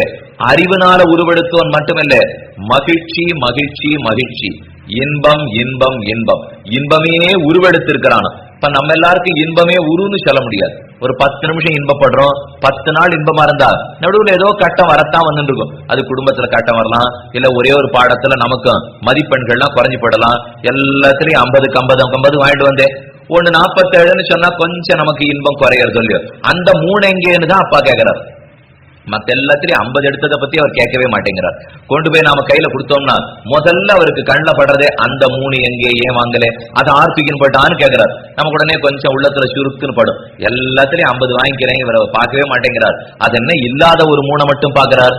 என்னைக்குமே உலகத்திலே கிடைக்காததை மட்டும்தான் கேட்பா. கிடைச்சிருக்கிறத பத்தி யாரும் கேட்கவே மாட்டார்கள். நீங்களும் கொஞ்சம் அதை மனசுல வாங்கிக்கணும். நாம நித்தியம் நல்ல குடிமக்களா இருக்கோமா? இந்த போலீஸ்காரெல்லாம் இருக்கோம் இல்லையா, காவலாளிகள்லாம் நம்மளை வந்து நித்தியம் முதுகலை தட்டி கை குலுக்கி இன்னைக்கு நல்ல பிள்ளையா இருந்த நீ திருடவே இல்லை அப்படின்னு சொல்லவே மாட்டேங்கிறான். ஆனா ஏதானும் ஒரே ஒரு நாள் நான் திருடினேன்னா மட்டும் வந்து பிடிச்சுன்னு போடுறான். அவன் பிடிச்ச அன்னைக்கு நான் அவனை பார்த்து கேட்டேன், 364 நாள் நான் ஒழுங்கா தானே இருந்தேன், என்னை வந்து நீ தட்டியே கொடுக்கல, இந்த ஒரே ஒரு நாள் மட்டும் நான் திருடினத்துக்கு ஏன் என்ன பிடிக்கிற அப்படின்னு அவன் கேட்க முடியாது. எல்லா நாளும் ஒழுங்கா இருந்ததுக்கு அவர் கிட்ட வரமாட்டார். என்னைக்கு ஒழுங்கா இல்லையோ அன்னைக்கு மட்டும்தான் நம்மள வந்து பிடிப்பார். அதே போலத்தான் நம்ம அப்பாவும் நம்ம கேட்கச்சே மத்த 50 வாங்கினதை பத்தி அவர் கேட்க மாட்டார். 47 வாங்கச்சே தான் அவர் கேட்கிறார். ஏன்னா எது இல்லையோ அதைத்தான் நாமும் கேட்போம். அதனால அதை போய் நீங்க தப்பா நினைச்சு கொள்ளவே கூடாது. என்ன இந்த மாதிரி கேட்கலையேன்னு அவருக்கு சந்தோஷம் தான். பிள்ளை 50 மத்ததுல வாங்கிக்கிறான்னு சந்தோஷம் தான் படுவார். இருந்தாலும் அந்த 3 வந்துட்டா இவனுக்கு தானே நல்லது. இந்த 3 வாங்கினதுனால இப்ப அவருக்கு ஒண்ணும் புதுசா வந்துட போறது இல்லை. அதையும் சேர்த்து 50 வாங்கினோம்னா நமக்கு தானே வாழ்க்கையில நல்லது. அதனால அறிவு நமக்கு வேணும். ஒண்ணும். ரெண்டாவது, இன்பமும் துன்பமும் கலந்து கலந்து வர்றது. ஆனா ஹயக்ரீவ பெருமான தொழுதாள் இன்பமே இருக்கும், துன்பம் கலக்கவே கலக்காது. அதனாலதான் ஆனந்தம் அயந்தேவம். ரெண்டாவது பொருள் அங்க ரொம்ப அழகான அர்த்தம். ஞானம்னு சொன்ன உடனே ஆனந்தம்னு சொல்லியோ, அப்ப ஞானம் இருந்தாத்தான் ஆனந்தமே வரும்னு அர்த்தம். ஞானானந்தமயம் தேவம்னு சொன்னா ஞானம் இருந்தாத்தான் நாம் ஆனந்தத்தையே பெறலாம். அறிவே இல்லைன்னா நமக்கு மகிழ்ச்சி வரவே வராது. முதல்ல மகிழ்ச்சியை அனுபவிக்கிறதுக்கு ஒரு அறிவு வேணும் இல்லையோ. அதனால கண்டிப்பா அறிவு இருந்தாத்தான் மகிழ்ச்சியை பெறலாம். இந்த ஸ்லோகம் எல்லாருக்கும் தெரியும். வித்யாவின் வித்யா ததாதி வினயம் வினயாத்யாதி பாத்திரதாம் பாத்திரத்வாது தனமாப்னோதி தனாத் தர்மம் ததசுகம். முதல்ல படிப்பு கல்வி அறிவு வேணும். வித்யா ததாதி வினயம். ரெண்டாவது அதனால பணிவு வரும். மக்களுக்கு கண்டிப்பா பணிவு தேவை. தலை இப்படியே நின்று பார்க்க கூடாது. சில பேர் நடக்கச்சே கொஞ்சம் பணம் காசு கையில இருந்ததுன்னா கீழே பார்க்கவே மாட்டான், ஆகாயத்தையே பார்த்து நடப்பான். கடைசியில் என்ன ஆகும்னா பள்ளம் வரச்சே தலை குப்புற விழுந்துடுவோம். கீழே பார்த்தா தான் பள்ளம் இருக்கிறது நமக்கு தெரியுமே தவிர இவர் ஆகாயத்தையே பார்த்து நடந்தார்னா இவருக்கு செருக்கு எங்கிட்ட தான் பணம் இருக்குன்னு. நமக்கு 4 மதம் வரவே கூடாது. படிப்பு நிறைய இருக்குன்னு அபிமானப்படக்கூடாது, நிறைய பணம் இருக்குன்னு அபிமானம் கூடாது, நான் ஏதோ உயர்ந்த குலத்துல பிறந்துட்டேன்னு கூடாது, என்கிட்டதான் அழகு இருக்குங்கிற நினைவும் கூடாது. எல்லார்ட்டையும் ஏதோ ஒன்ன பெருமான் கொடுத்துத்தான் வைத்திருக்கிறான். எங்கிட்ட ஒண்ணு இருக்குன்னா அவர்கிட்ட ஒண்ணு இருக்கு, இவர்கிட்ட ஒண்ணு இருக்குன்னா இவர்கிட்ட ஒண்ணு இருக்கு. நீங்களே தெரியும், நிறைய அந்த காது கேளாத ஒரு பள்ளி, கண் தெரியாத ஒரு பள்ளி எல்லாம் வச்சிருக்காளா. கண்ணு தெரியலேன்னு சொன்னாலே வேற ஏதோ புலன்கள்லாம் அதிகப்படி வேலை செய்யும். இப்ப நமக்கெல்லாம் ஒருத்தர் முன்னாடி வந்து நின்று பார்த்து தெரிஞ்சுக்கிறோம். அவருடைய காலடி ஓசையை வச்சு யார் வந்திருக்கா நமக்கு சொல்ல தெரியாது. ஆனா கண்ணு தெரியாத குழந்தைகள் இருக்காளே, அவளுக்கு காலடியை வச்சே யார் வந்திருக்கான்னு சொல்ல ஆரம்பிச்சிருவா. அப்ப கண்ணுங்கிறது ஒண்ணு சரியா வேலை செய்யலன்னா சேர்த்து வச்சு காது வேலை செய்ய ஆரம்பிக்கிறது இல்லையோ. அதனால பெருமான் எல்லாருக்கும் ஒரே அளவு தான் கொடுப்பான். இதை குறைக்கிறோம் அதை கூட்டுறோங்கிறத பெருமான் பண்றதே கிடையாது. ஆக இதை நாம் தான் நினைக்காமல் இன்னும் ஒரு விதத்துல நீங்க நினைச்சுக்கணும். எத்தனை பேர் பள்ளிக்கூடத்துக்கே போக முடியாத வெளியில கட்டப்படுறான். இது நம்ம நாடு தேவலை, பக்கத்து ஊர்ல இருக்கிற கேரளாவும் தேவலை. நீங்க பீகார் பக்கம் உத்தரப்பிரதேச பக்கம்லாம் போய் பார்க்கணும். அங்க போனா பாதி மக்களுக்கு கல்வி அறிவே கிடையாது. ஒரு எடுத்தோம்னா காகிதத்தை என்ன எழுதிருக்குன்னு படிக்க தெரியாது, ஆனாவன்னா தெரியாது, ஏபிசிடி தெரியாது. அப்ப அவெல்லாம் எவ்வளவு துன்பத்தில் இருப்பார்கள். அறிவுங்கிறதே தெரியாம இருக்கிறவாளுக்கு நாம எத்தனையோ தேவலை. நம்ம இத்தனை தூரம் செலவழிச்சு படிக்க வைக்கிற அளவுக்கு பெருமாள் நமக்கு உதவி பண்ணிருக்கார். கல்வி இருந்தால்தான், மேற்கொண்டே அறிவு இருந்தால்தான் ஆனந்தம் வளரும். வித்யா ததாதி வினயம். பணிவு வேணும். நிமிர்ந்து நிற்கலாம். எப்ப நிமிர்ந்து நிற்கணும்? நேர்மையை காற்றச்சே நிமிர்ந்து நிற்கணும். ஆனா ஆசிரியரை காணச்சே பணிவோட இருக்க வேண்டும். தாய் தகப்பனார காணச்சே பணிவோட இருக்க வேண்டும். வித்யா ததாதி வினயம். கொஞ்சம் குனிஞ்சு. நீங்க ஆஞ்சநேயர் ஹனுமானுடைய விக்கிரகத்தை ராமர் கோவில் போறச்செல்லாம் சேவிச்சிருப்பேன். இந்த ஊர்லயே இருக்கும் இல்லையா, வீரராகவ பெருமாளுடைய கோவில், அழகான கோவில். அந்த கோவில்ல சேவிக்க போறோம். ராமர் இருக்கார், பக்கத்துல ஆஞ்சநேயர்னு சொல்லுவோம். ஆஞ்சநேயருக்கு எப்போ என்ன பேர் சொல்லுவா தெரியுமா? வினய ஆஞ்சநேயர் தான் அவருக்கு பேரே. அது என்ன வெறும் ஆஞ்சநேயர் இல்லாம வினய ஆஞ்சநேயர்னா அவர் பார்க்கச்சேவே இப்படியே தான் நின்று இருக்கார். நம்ம இப்படி குனிஞ்சு நின்னதுனாலே ஒரு தவறும் இல்லை. கண்ட பேர் இடத்துல நீங்க நில்லுங்க நான் சொல்லல, உங்க அப்பா அம்மாவிடத்திலையும் ஆசிரியர் இடத்திலையும் நின்னா போதும். அதுக்குன்னு வாசல்ல போறவன்ட்ட நீங்க குனிஞ்சு நிற்கணும்னு சொல்லவே இல்லை. இப்ப பெரியோர்களை கண்டா குனிந்து நிற்க வேண்டும். அது கல்வி இருந்தா தான் கிடைக்கும். நீங்க எல்லாம் நெல்லு கதிரோட வளர்றத பார்த்திருக்கலாம். நெல் முதல்ல இருக்கிறச்ச நேர நிற்கும், நெற்கதிர். அந்த நெல்லு ஜாஸ்தியாக ஜாஸ்தியாக மெதுவா எப்படி வளைஞ்சு நடும். எதனாலே? தலையில கொஞ்சம் நெல்லோட பாரம் ஏறித்து, கனம் ஏறி சொல்லியோ, தலையில கனம் ஏறின உடனே வளைய ஆரம்பிச்சிடும் சென்னல். அதே போலத்தான் இங்க அறிவு ஏறிச்சுன்னா தானே அதனுடைய பாரத்துல நாம குனிய ஆரம்பிச்சிருவோம். ஒருத்தர் நிமிர்ந்து இருந்துட்டு இருக்காருன்னா இங்க ஒண்ணும் இல்ல காலி, அதனாலதான் நிமிர்ந்து இருக்கார் அப்படின்னு அர்த்தம். இதுக்குள்ளுக்குள்ள நிறைய ஏறணும். ஏறுனா நாமே அப்பப்ப தட்டி பார்த்துமோ, இது தட்டினா உள்ளுக்குள்ள என்ன சத்தம் வருதுன்னு பாருங்க. சில சமயம் மண்ணு சத்தம் வரும். அப்படி வந்ததுன்னா உள்ளுக்குள்ள நிறைய களிமண்ணு தான் இருக்குன்னு அர்த்தம். நல்ல சத்தம் வந்ததுன்னா சரி, உள்ளுக்குள்ள அறிவு போக ஆரம்பிச்சுடுதுங்கிறது பொருள். நமக்கு இருக்கிறதே ரொம்ப சின்னது, இருதயமும் ரொம்ப சின்னதுதான். வீட்டுக்கு போய் தட்டி பார்த்துக்கலாம் எல்லாரும். இப்ப தட்டி பார்க்காதீங்க, அவ வீட்டுக்கு போய் தட்டி அப்பா அம்மாவை கூட வச்சு தட்டி பார்த்து என்ன இருக்கு எவ்வளவு இருக்குன்னு சொல்லுங்க. கண்ணன் இந்த வெண்ணெய் பாத்திரம் இருக்கும் இல்லையோ, வெண்ணைய பானையில வச்சிருந்தான் கண்ணன் சாப்பிடுவானா. சாப்பிட்டு முடிச்ச உடனே ஓங்கி வெண்ணையை போட்டு உடைச்சிடுவான். இந்த உள்ள இருக்கிற வெண்ணெய் தான் அவனுக்கு வேணுமே தவிர மண்ணு பாத்திரம் அவனுக்கு தேவையில்லை. அதே போல வெளியில இருக்கிற மண்ட ஓட்டுல ஒண்ணும் இல்லை. இப்போ உள்ள இருக்கிற மூளையில தான் அத்தனையுமே இருக்கும். அது நமக்கு வளரணும்னா வினயம் நமக்கு கல்வி ஏற்பட்டா பணிவு ஏற்படும். பணிவு ஏற்பட்டா பணங்காசு உடனே வந்துடும். வித்யாததாதி வினயம் வினயாத்யாதி பாத்திரதாம். வினயம் இருந்தா பெரியோர்களுடைய அன்புக்கு ஆட்பட்டுட்டு போறோம். அன்பு பெரியோர்களிடத்துல அன்பு நமக்கு கிடைச்சிடுத்து. பாத்திரத்வாத்து தனமாப்னோதி. நிறைய பணம் நீங்க சம்பாதிக்கலாம். நாம பணத்தை தேடின்னு போக வேண்டிய தேவையே கிடையாது. தானே பணம் நம்மை தேடி வரும். ஒரு படித்தவர் இருந்தா, இந்த நாள்ல எல்லாம் நல்ல படிப்பு படிச்சிருந்தோம்னா ஒரு பெரிய நிறுவனத்துக்குள்ள நுழையச்சேவே 10,000 15,000 சம்பளம் கொடுக்கலன்னு சொல்றாங்க. அதனால படிப்பு மட்டும் நன்னா இருந்துட்டா சம்பளத்துக்கு குறைவே இல்லை, பணத்துக்கும் குறைவில்லை. எல்லாத்துக்கும் ஆதாரம் படிப்பு தான். ஆக வித்யாததாதி வினயம் வினயாத்யாதி பாத்திரதாம். பாத்திரத்வாது தனமாப்னோதி. பணம் கிடைச்சுட்டா சுகம்தான். அப்ப கடைசியில இன்பம். முதல்ல வித்யை அறிவு. அறிவும் இன்பமும் எவ்வளவு தூரம் தொடர்புடையது. அதனாலதான் இந்த ஸ்லோகத்திலே ஹயக்ரீவ பெருமானுடைய திருமேனி உடல் முழுக்க எதால பண்ணப்பட்டிருக்கு? ஞான ஆனந்தமயம் தேவம். ஞானத்தாலேயே பண்ணி ஆனந்தத்தாலேயே பண்ணிருப்பாளாம் தேவன். அத்தாலே ஒளிவிடுகிறான். ஞானானந்தமயம் தேவம். நிர்மல ஸ்பட்டிகாகிருத்தியம். நிர்மலம்னா அழுக்கே இல்லாத ஸ்பட்டிகம். எல்லாரும் ஸ்பட்டிக கல்லு பார்த்திருக்கீங்களா? படிக்கன்னு சொல்லுவோம். அதை அப்படி வச்சு பார்த்தா உள்ளுக்குள்ள அப்படியே பளீர்னு தெரியும். எந்த அழுக்கும் இருக்கவே இருக்காது. பழைய நாள்ல எல்லாம் காவிரியில ஜலம் ஓடின்னு இருக்கச்சே சொன்னேன். இப்ப போய் பார்த்தா உங்களுக்கு ஒண்ணு நன்னாவே பூமி தெரியும். இப்ப காவேரியில தண்ணீர் கிடையாது. ஆனா அந்த நாள்ல இவ்வளவு வருஷத்துக்கு காவேரியில தண்ணீர் போறச்சேவும் மேலேந்து பார்த்தா கீழே இருக்கிற கூழாங்கல்லு கண்ணுக்கு தெரியும். கலக்கமே இருக்காது. தெளிவா நீரோடைய ஆட்டம் ஓடும். இங்கே இந்த கொடைக்கானல்லாம் அங்கங்க தூவான ஆரம்பிச்சுடுத்து அருவி கொட்ட ஆரம்பிக்கிறதுன்னா அருவி கொட்டும். அருவிக்குள்ளால பார்த்தா அப்படியே பாறை தெரியும். அழுக்கு ஜலமா இருந்தா உள்ள இருக்கிற பாறை தெரியுமா? இது நேர இருக்கிறதுனாலதான் ஸ்பட்டிகமாட்டம் இருக்கு. எதையும் தெளிந்து இருந்ததுன்னா உடனே ஸ்பட்டிகமாட்டம் இருக்குன்னு சொல்லுவோம். அந்த ஸ்பட்டிகத்தினுடைய உருவம் தான் ஹயகிரீவ பெருமானுக்கு. தெளிவு தெளிவு தெளிவு. ஆக கல்வி கற்றால் என்ன கிடைக்கும்? தெளிவு பிறக்கும். கல்வி கற்றத ஞானம்னு முதல்ல சொல்லிட்டார். அதனாலே ஆனந்தம் பெறலாம்ங்கிறதே ஞான ஆனந்தமயம் தேவம்னு சொல்லிட்டார். ஞானமும் ஆனந்தமும் மட்டும் இல்ல, தெளிவு கிடைக்கும்ங்கிறதே நிர்மல ஸ்பட்டிகாகிருத்தியம். ஸ்பட்டிகத்தை போன்ற திருவுருவம் எம்பெருமானுக்கு. நிர்மல ஸ்பட்டிகாகிருத்தியம். ஆதாரம் சர்வ வித்யானாம். எல்லா வித்யைக்கும் ஆதாரம். ஆதாரம்னா இருப்பிடம். தாங்குபவனே எம்பெருமான் தான்.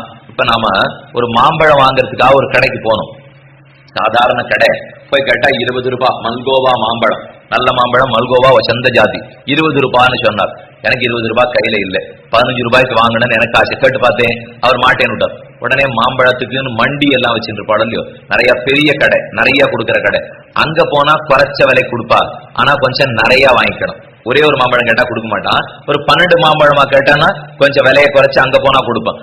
அப்ப நிறைய இருக்கிற இடத்துக்கு போச்சுன்னாலே நமக்கு குறைச்சலா சுலபத்துல கிடைச்சுடும்னு தெரியும். அதே போல இந்த பெருமாள் ஹயகிரீவன் எப்படின்னா மொத்த வித்தைகள் மொத்த கல்விக்குமே மண்டி அவர் தான். மண்டின்னு உங்களுக்கு புரியறதுக்காக சொன்னேன். அவர் மண்டி இல்லை, எல்லாத்துக்கும் இருப்பிடமே எம்பெருமான் தான். அதனாலதான் ஆதாரம் சர்வ வித்யானாம். எல்லா வித்தைகளுக்கும் ஆதாரம். கல்வி கத்தனி இருப்பிடம். ஹயக்ரீவம் உபாஸ்மகே. அந்த ஹயக்ரீவன் எம்பெருமான தொழுவோம். ஹயக்ரீவனை தொழுதால் கிடைக்கிறது என்னன்னு இந்த ஸ்லோகம் சொல்லியிருக்கு. ஞானம், அறிவு முதலிலே பெறலாம். ஆனந்தம், அதனாலே மகிழ்ச்சி மகிழ்ச்சி மகிழ்ச்சி, வாழ்க்கை முழுக்க மகிழ்ந்து நாம வாழலாம். தெளிவான எண்ண ஓட்டங்கள் கிடைக்கும்.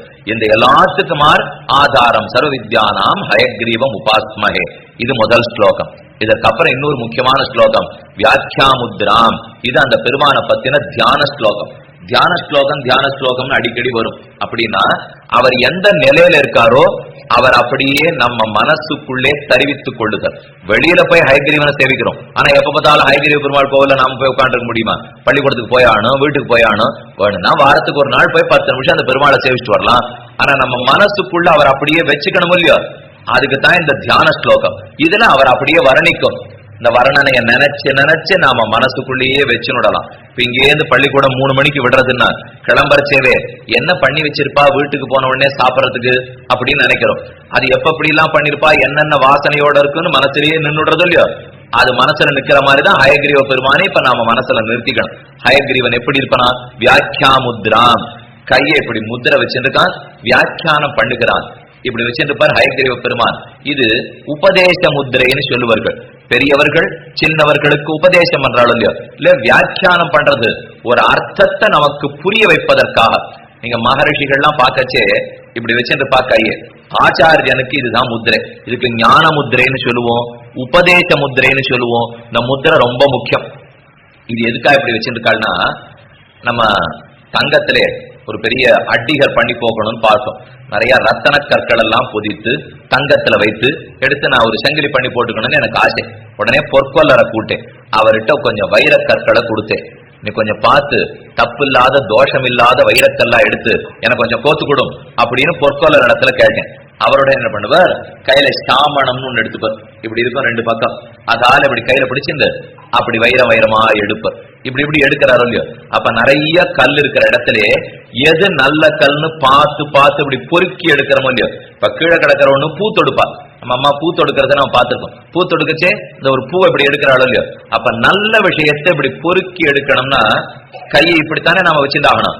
அதே போல ஹயக்ரீவ பெருமான் என்ன பண்றானா, இந்த குழந்தைக்கேற்ற கல்வியை எப்படி நாம் கொடுக்கலாம் அப்படின்னு யோசித்து, கல்வி கடல் அவங்கிட்ட இருக்கு, அதை முழுக்க நம்ம தலையில போட்டா நம்மால வாங்கிக்க முடியாது. ஆனால் அந்த கல்வி கடல்ல இருந்து இப்படி ஒன்னொன்னா எடுப்பணும். எடுத்தெடுத்து கோர்த்து மாலையா தொடுத்து நம்ம கையில கொடுத்துடுறோம். அதனாலதான் கை இப்படியே வச்சிருக்கான் ஆச்சாரியனான ஹயக்ரீவ பெருமான். இப்படி வச்சிருக்கிறது நல்ல விஷயத்தை பொறுக்கி தேர்ந்தெடுப்பதற்காக. அது வியாக்கியாமுத்ராம். கையில பிடிச்சுட்டான். கர சரசிஜை, கைகளே தாமரைய போல இருக்குமா. தாமரை மலர் பார்த்திருக்கு இல்லையா? தொடர்ச்சியவே மென்மையா இருக்கும், அப்படியே அழுத்துற மாதிரி இருக்கும். பார்த்தா ஒரு தனி வர்ணம். அது என்ன, சிவப்புன்னு சொல்றதா மஞ்சள்னு சொல்றதா, எல்லாம் கலந்த ஒரு இளம் சிவப்பு நிறத்துல அது இருக்கா? அந்த மாதிரி இருக்கும் தாமரை. கிட்டக்க மூக்குக்கு எடுத்துன்னு போனோம்னா ஒரே வாசனை. தாமரையை பார்த்தாலே அழகு, மூக்கருகிலே கொண்டு போனால் வாசனை, தொட்டால் மென்மை, எல்லாமே இருக்கும் தாமரைக்கு. ஹயக்ரீவ பெருமானுடைய திருக்கைகள் தாமரைய போல இருக்குமா. அதை கிட்டக்க போனாலே வாசனை, அதை தொட்டாலே மிருதுவாக இருக்கும். அந்த தாமரைங்கிறது இன்னொன்னு, காலை தான் தாமரை உதிக்கும். சூரியன் மேல எழுந்தா தான் தாமரை உதிக்கும். சூரியன் விழுந்துட்டான்னா தாமரை மொட்டித்து போகும். அதே போல இந்த ஹயக்ரீவ பெருமானுடைய கைங்கிற தாமரை இருக்கே, அது எப்ப மலரும், அது எப்ப குவியும்? சூரியனை பார்க்கணும். சூரியனை, இந்த சூரியனை பார்த்து அது மலராது குவியாது. உங்கள் ஆட்ட குழந்தைகள் தான் சூரியன், பால சூரியர்கள். அந்த சூரியனை பார்த்த உடனே நம்ம கிட்ட கல்வி கத்துக்கிறதுக்கு ஒரு குழந்தை வந்திருக்கான் அப்படின்னு தாமரையாட்டம் மலருமா அந்த திருக்கைகள். குழந்தைகளான சூரியனை கண்டால் கைகள் மலருகின்றன. குழந்தைகளார அவன் கோவிலுக்கு போலேன்னா இவன் இன்னைக்கு சூரியனே இல்லையேன்னு கை கூம்பி படுமா. நாம் அந்த கையை கூம்பவே விடக்கூடாது. தாமரை மலர்ந்தா போலே நாம போய் நின்னோம்னா சூரியனான நம்மை கண்டு பெருமாளுடைய கைகள் மலருகின்றன. அது மலர்ந்துடுத்துன்னா நமக்கு கல்வி கிடைச்சிட போகுது. நாமே போய் நின்று அவன் கைகளை மலர்வித்து அவனிடத்த கல்வி வாங்கிக்கிற இல்லையோ? வியாக்கியாமுத்ராம் கரசரசிஜைகி. புஸ்தகம் சங்க சக்கரே, இன்னொரு கையில புஸ்தகம் வச்சிருப்பார். அதாவது மொத்தம் 4 கைகள் ஹயக்ரீவ பெருமானுக்கு. இந்த பின்னாடி இருக்கிற 2 கைகளில் இந்த கையில சக்கராயுதத்தை பிடிச்சிருப்பார், இந்த கையில சங்கத்தை பிடிச்சிருப்பார். சக்கராயுதம் சுதர்சனாழ்வார், சக்கரத்தாழ்வார்னு கேள்விப்பட்டிருக்கோம். ஒரு வேகத்துல சுத்திட்டு வந்தார்னா ராவணன் கும்பகர்ணன் எல்லாமே பஸ்மம். நிற்கவே முடியாது ஆறுமே சக்கரத்தடத்தே. அந்த சக்கரத்தாழ்வான் நம்ம பேர்ல பட்டால் நம்ம அறிவின்மை அத்தனையும் நம்முடைய அஜ்ஞானத்தை அத்தனையும் தொலைத்து விடுகிறார். அதை இந்த கையில வச்சுட்டார். இந்த கையிலே சங்கத்தாழ்வான், சங்கம்ங்கிறது வெளுப்பா இருக்கும். அந்த வெளுத்த சங்கத்தால நம்ம தொட்டார்னா உலகத்து கல்வி அத்தனையும் நமக்கு கிடைக்கும். வித்யக்கே ஆதாரம் இடது கையில பிடிச்சிருக்கிற சங்கம். புஸ்தகம் சங்க சக்கரே, சக்கரத்தையும் சங்கத்தையும் பிடித்தான். வலது கையை இப்படி வச்சுட்டார். அப்ப இடது கையில் புஸ்தகம் வச்சுருக்கார். அதனாலதான் ஹயக்ரீவனை கல்வி கடவுள் கல்வி கடவுள்னு சொல்றோம். இடது கையில தானு புஸ்தகத்தை வச்சிருந்து இந்த புஸ்தகத்திலேருந்து இப்படி எடுப்பர். இந்த இடது கையில புஸ்தகம் இருக்கா, அதுல நல்ல விஷயங்கள்லாம் இருக்கும். நமக்கு எது யாராருக்கு கொடுக்கணுமோ இப்படி எடுத்தெடுத்து நமக்குன்னு கொடுத்துருவர். நீங்க உருமீன் வருவளவும் காத்திருக்கும் கொக்குன்னு சொல்லுவார்கள். இந்த நாரே கொக்கெல்லாம் காத்துட்டு இருக்கும். ஒத்த கால நிற்கும் ஆத்தங்கரையில. இந்த ஒரு கால இன்னொரு காலை வச்சுன்னு பார்த்துட்டே இருக்கும். நிறைய மீன் போயிட்டே இருக்கும். ஆனா அது அந்த மீனை எடுக்காது. நமக்கு தோணும் அந்த மீன் தான் வருதே, வாங்கி சாப்பிட்டு போக வேண்டியதானே கொக்குன்னு. அந்த மாதிரி மீன் எடுக்காது. தனக்கு வேண்டியதை முதல்ல கொக்கு சாப்பிட்டு முடிச்சிடும். இந்த சாப்பிட்டு முடிச்சுட்டு தன்னுடைய குட்டிகள்லாம் இருக்கும் இல்லையா, இது பெரிய பெரிய மீன்களை பிடிச்சுன்னு போனா குட்டியோட வாய்க்கு தகுந்த மாதிரி கொடுக்க முடியாது. ஏன்னா அது சின்ன கொக்கு. அதுக்கு தகுந்த மாதிரி தானே இறை கொடுக்கணும், அன்னம் கொடுக்கணும். இப்ப நம்ம வீட்டுல நிறைய சக்கரை பொங்கல் பண்றா, நிறைய புளியோதரை பண்ணுவா, நிறைய கதம்பம் அவியல் எல்லாம் பண்றோன்னே வச்சுப்போம். ஒரு சின்ன குழந்தை நம்ம வீட்டுல வந்து பிறந்த உடனே நாம போய் கேட்போம், சக்கரை பொங்கல் கொடுக்கலாமே குழந்தைக்கு, புளியோதரை கொடுக்கலாமே குழந்தைக்குன்னா பாவம் அது அவ்வளவுதான். அடுத்த நாள் இருக்குமான்னே சந்தேகம்.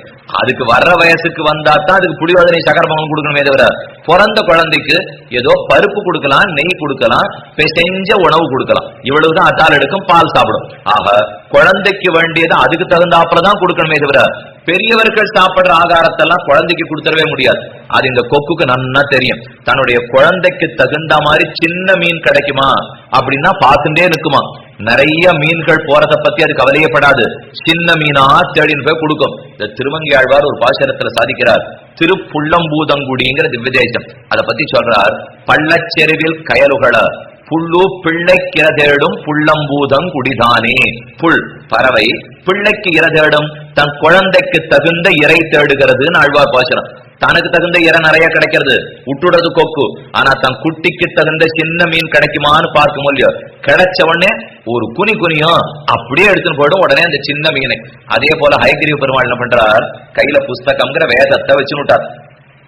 அவர் வேதத்துல இருக்கிற எல்லாத்தையும் சொன்னா நமக்கு புரிய போறதா?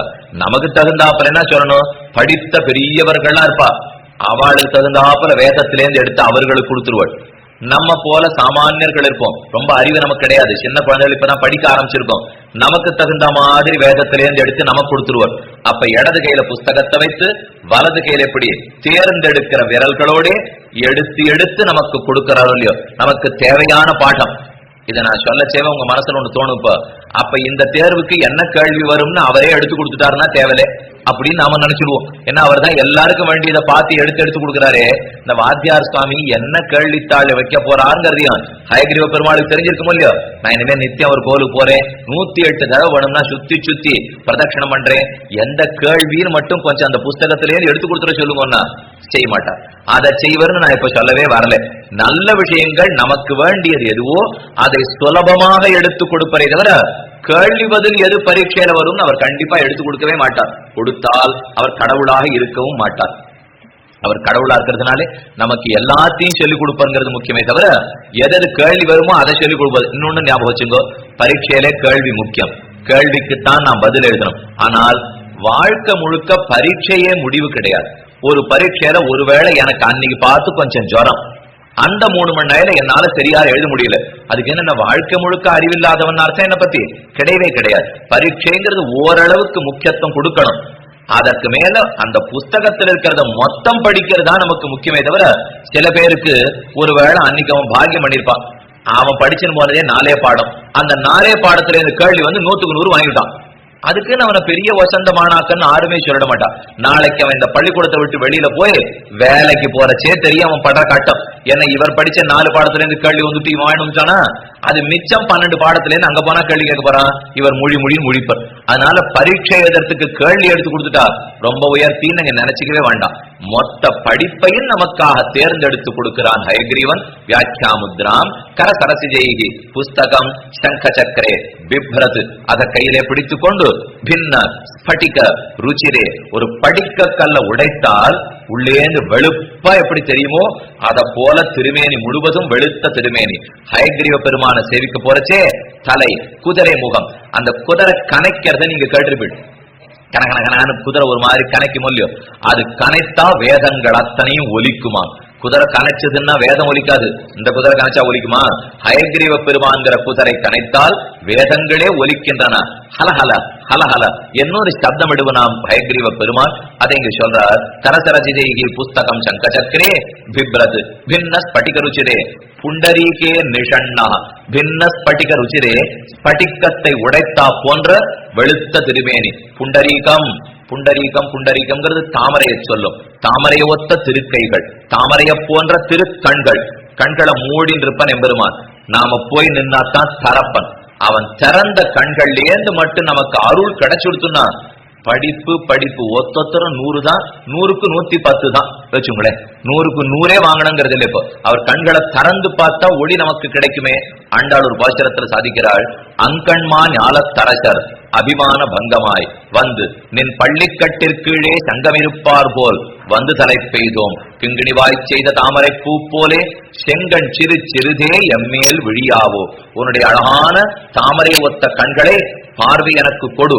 நீங்க பெருமாளை நித்தியம் சேவிக்க போறச்சே திருவடிகள் முக்கியம். அவருடைய காலுக்கே திருவடி, அது ரொம்ப முக்கியம். அதை கட்டியா பிடிச்சுக்கணும்.